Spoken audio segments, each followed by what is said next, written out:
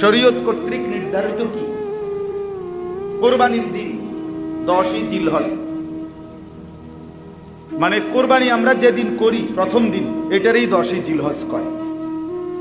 10ই জিলহজ না হইলে কোরবানি হবে না। তো 10ই জিলহজ শুরু সকাল ভোর থেকে, 12ই জিলহজ পরের 2 দিন সন্ধ্যা পর্যন্ত।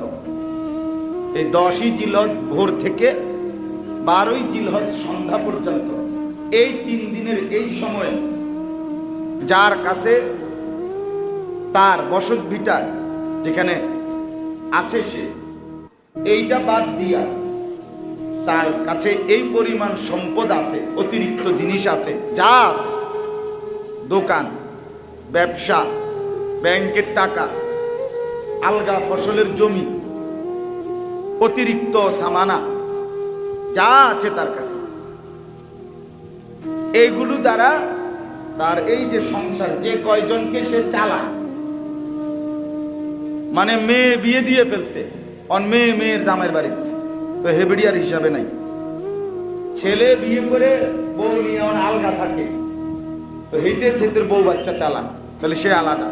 আমি যারে চালাই, মানে আমার খরচ দিয়া যারা কি করে, বাদ মাস বাজার সদাই করাই, এদের মৌলিক খরচ, বাজার সদাই, ওষুধপত্র, কাগজ কলম, গ্যাস, বিদ্যুৎ, পানির বিল ইত্যাদি, এই মৌলিক খরচ যেটা কয়, যেটা না করলে নাই হয়, এইটুকু খরচ করার পরে এর পরিমাণ টাকার অতিরিক্ত যদি ওই 3 দিনের ভিতরে, 1 বছর থাকতে হবে না, 6 মাসও না, ওই 3 দিনের ভিতরে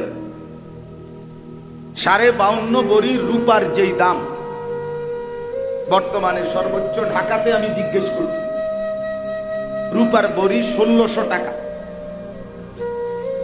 তাহলে এই হিসাবে হইল 84,000 টাকা বরাবর। 52.5 ভরি রূপার দাম আপনি হিসাব করে দেখেন।